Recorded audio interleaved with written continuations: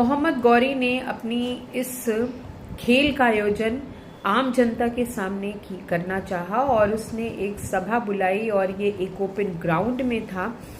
उस सभा और उस प्रजा के साथ इस खेल का आयोजन होना था जिसमें कि मोहम्मद गौरी को अपने को साबित करना था कि किस तरीके से उसने एक शेर को अपने पिंजरे में बंद किया है और वो जब शेर हारता है तो उसकी दशा क्या होती है।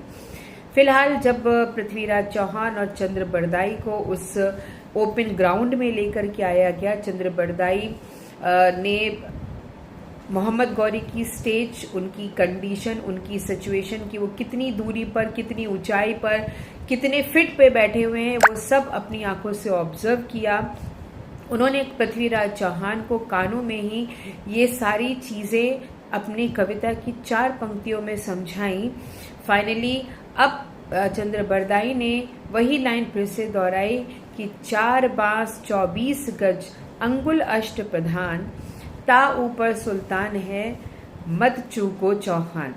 इन 4 पंक्तियों में पृथ्वीराज चौहान ने एक्चुअल में मोहम्मद गौरी की पोजीशन को आंक लिया और फाइनली जब चंद्र बरदाई ने मोहम्मद गौरी से बोला कि वो आज्ञा दे महाराज को अपने इस स्पेशल स्किल को दिखाने का, तो मोहम्मद गौरी पहले बहुत ज़ोर से हंसा और उसने पृथ्वीराज चौहान के हाथ और पैरों में लगी बेड़ियों को खुलवाने का आदेश दिया। फिर उनको एक तीर और कमान दिया और फिर से ठहाके लगा करके उसने बोला आज्ञा है। अब ये आखिरी शब्द था मोहम्मद गौरी का जो पृथ्वीराज के कानों से टकराया था। पृथ्वीराज के हाथ में तरकश और तीर था। उन्होंने ध्यान लगाया और उस आवाज़ के साथ उन्होंने उस तीर छोड़ा और वो तीर सही निशाने पे लगा। वो तीर उस जगह पे पहुंचा जहाँ पे मोहम्मद गौरी बैठा था। उसके सीने को चीरता हुआ वो तीर निकला।